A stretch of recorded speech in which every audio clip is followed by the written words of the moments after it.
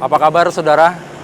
Senang sekali saya Bambang Kalitus kembali dapat menjumpai Anda dalam Sapa Redaksi on Location.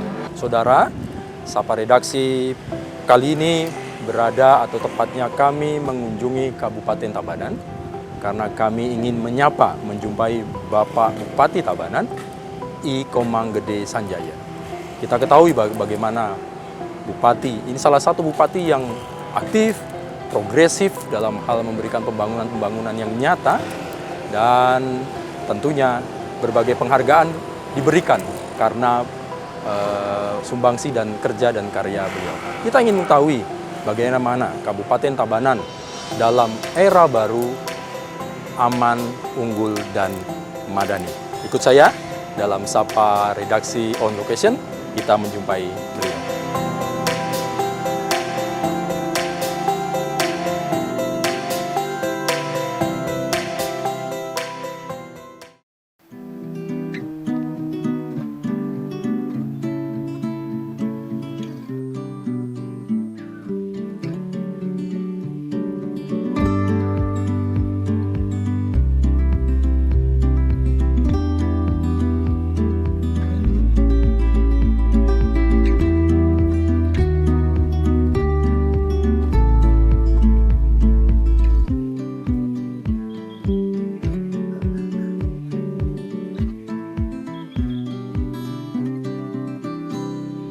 Nah, saudara, saya sekarang sudah bersama dengan Bapak Bupati Tabanan, I Komang Gede Sanjaya. Om Swastiastu, Pak Bupati.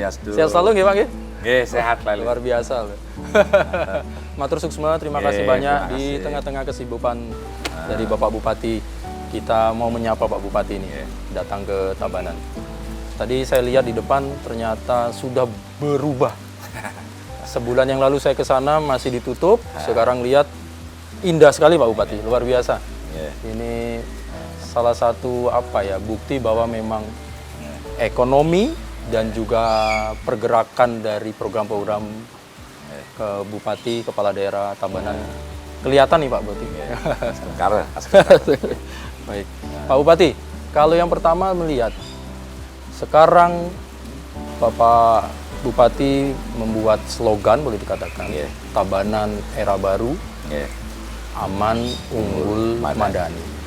Latar belakangnya kalau sedikit boleh dikulik, sebetulnya bagaimana Pak Bupati menjelaskan terkait dengan ini? Baik, terima kasih Om Swastiastu. Jadi hari ini senang sekali saya terus diwawancari Kompas Dewata ini. Jadi betul-betul apresiasi buat saya pribadi maupun masyarakat Tabanan. Baik, terima kasih. Jadi moto kita selalu kita bangun dengan rasa semangat, semangat dan percaya diri. Nah, di mana semangat percaya diri dari awali dengan Tabanan Era Baru. Nah, kenapa era baru? Kan ada era lama, era baru, yang era yang akan datang, kan begitu. Nah, sekarang di era baru ini bagaimana menciptakan Tabanan biar menjadi aman, menjadi unggul, menjadi madani. Nah, untuk mencapai aman, unggul, dan madani. Madani ini artinya sejahtera. Harus kita lihat dulu bagaimana sandang pangan papannya Tabanan, bagaimana pendidikan kesehatannya, bagaimana jaminan sosial tenaga kerjanya, bagaimana pelestarian adat agama seni budaya, dan bagaimana pariwisata, dan bagaimana infrastrukturnya. Itu hal yang sangat mendasar. Nastungkare di era pemerintahan sekarang ini, bagaimana saya beserta Pak Wakil dan jajaran pemerintah Kabupaten Tabanan yang memang memiliki fungsi bagaimana melayani masyarakat. 5 bidang ini kita konsentrasi. Pertama, ketika dari awal 3 tahun yang lalu, ketika saya turun di tengah masyarakat, aspirasi masyarakat, Pak, nanti kalau jadi bupati, tolong ya infrastruktur. Pak, nanti jadi bupati, tolonglah pertaniannya diperhatikan. Pak, kalau jadi bupati, kan itu harapan impian masyarakat. Nah, ini yang saya implementasikan, harapan-harapan keinginan masyarakat Tabanan. Nastungkare sudah berjalan belum genap 3 tahun. Nastungkare saya lihat dan teman-teman sering menyampaikan Nastungkare ini tapi saya masih tetap bekerja keras. Kepuasan masyarakat Tabanan sudah responnya sudah beda. Kalau saya turun di masyarakat, Pak, Suksemo Pak, jalannya udah bagus, Pak Suksemo, pertaniannya udah mulai, Pak Suksemo. Ah, ini jadi respon masyarakat. Ini salah satu.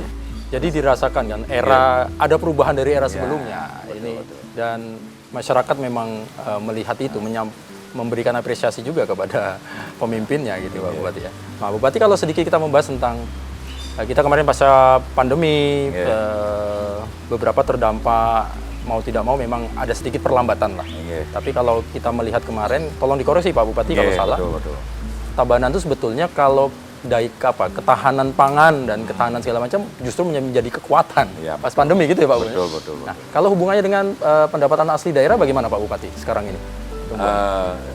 Jujur saya sampaikan, setiap saat, setiap tahun peningkatan PAD, ini saya cerita sebelum COVID sudah sangat signifikan. Tapi ketika COVID, bukan hanya Tabanan, bahkan dunia pun sampai minus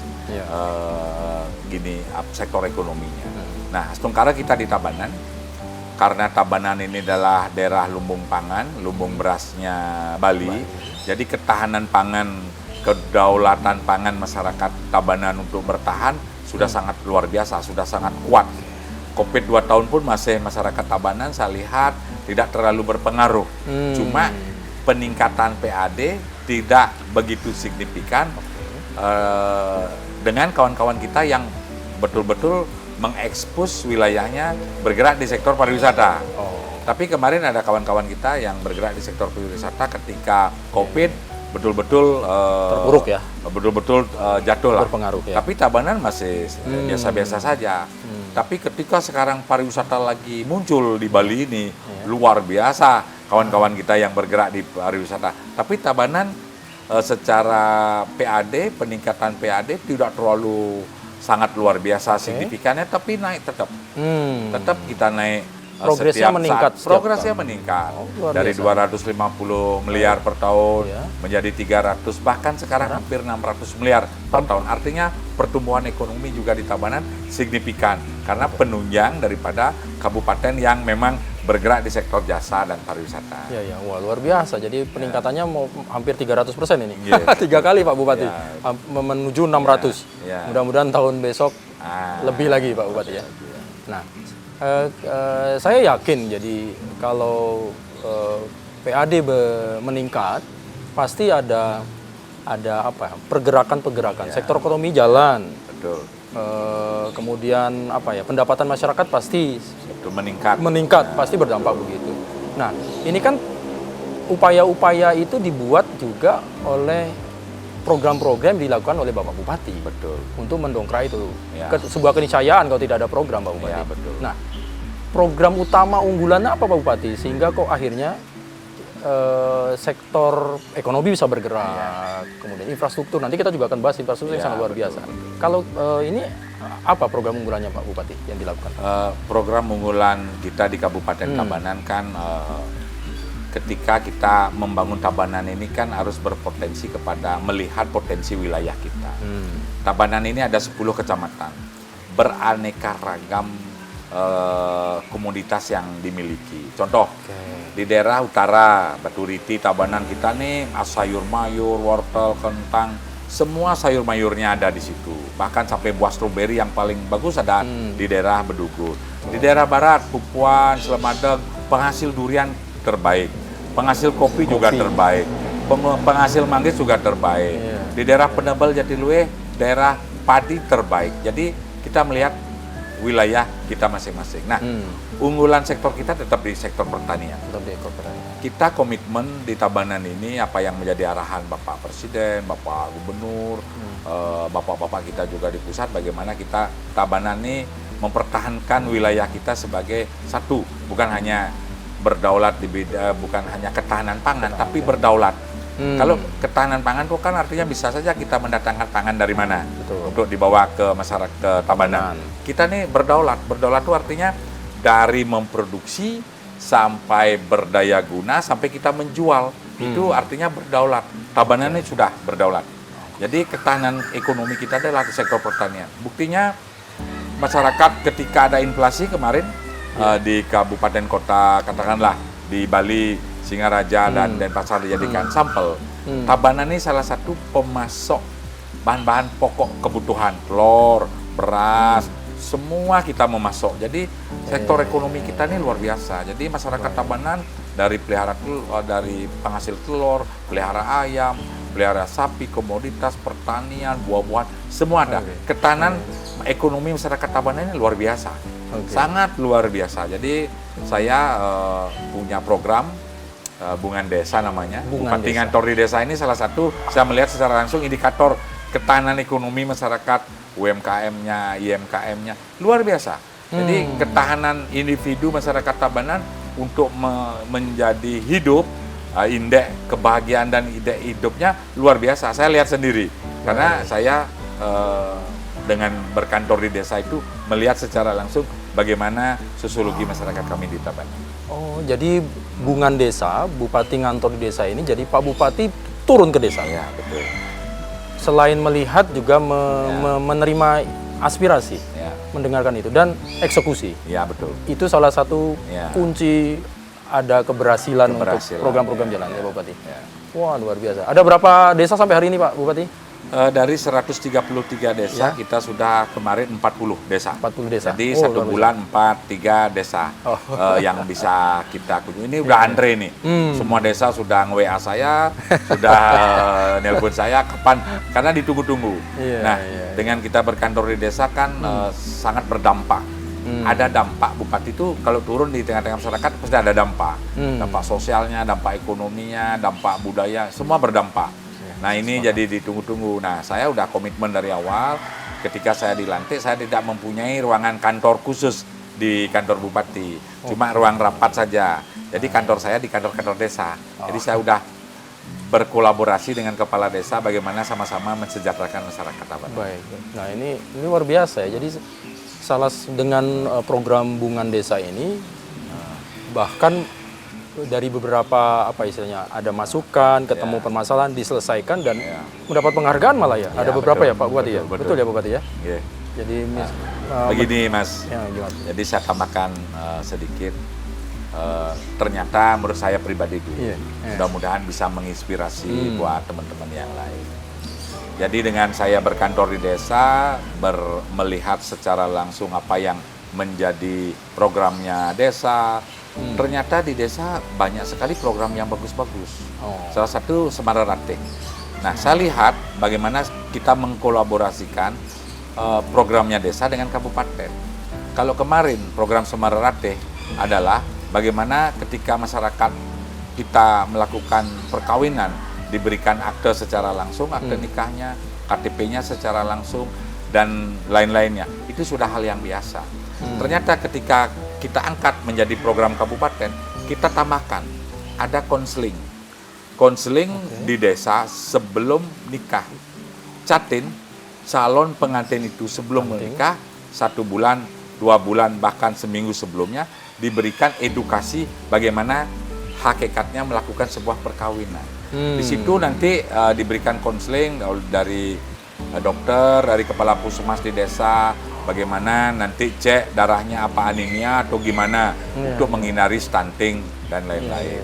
Juga dari Babinsa, dari TNI, Polri juga ikut sebagai narasumber bagaimana kita dalam mengarungi bahtera kehidupan nanti perkawinan jangan sampai ada kekerasan seksual, ada KDRT dan lain-lain. Juga dengan Desa Adat, bagaimana kita melakukan perkawinan dengan melakukan sebuah program penghijauan, merawat ibu pertiwi dan lain-lainnya. Jadi ini program yang memang menjadi program unggulan dan dilirik oleh pusat. BKKBN dari beberapa kementerian berkunjung, sehingga tidak salah kemarin kami diberikan reward oleh Kementerian BKKBN sebagai orang tua hebat. Orang tua hebatnya artinya salah satu program yang berhasil menekan stunting sampai 8,2%. Ini prestasi dan Astungkara ke depan target kita di bawah 5% Tabanan untuk mencegah stunting. Jadi Semara Ratih itu adalah pranikah boleh dikatakan ya. Jadi sebetulnya menangani masalah stunting bukan cuma di hulu saja. Di hilir. Di hilir juga dari hulu sampai Bukan hilir. hanya di hilir hilir, tapi di hulu. Ya. Jadi sebelum mau menikah itu sudah dipersiapkan. Iya, betul. Gitu. Nah, nanti kita akan membahas juga tentang stunting yang ada penghargaan, kemudian ada penurunan yang sangat luar biasa. Ada upaya-upaya ingin tahu. Pak Bupati, nanti kita akan lanjut lagi. Kami akan membahas terkait tentang infrastruktur. Nah, ini kan menjadi salah satu juga poin utama. Ada perubahan apa di Kabupaten Tabanan terkait dengan infrastruktur. Saudara, jangan kemana-mana. Kita akan lanjutkan lagi Sapa Redaksi bersama dengan Bapak Bupati Tabanan setelah yang satu ini.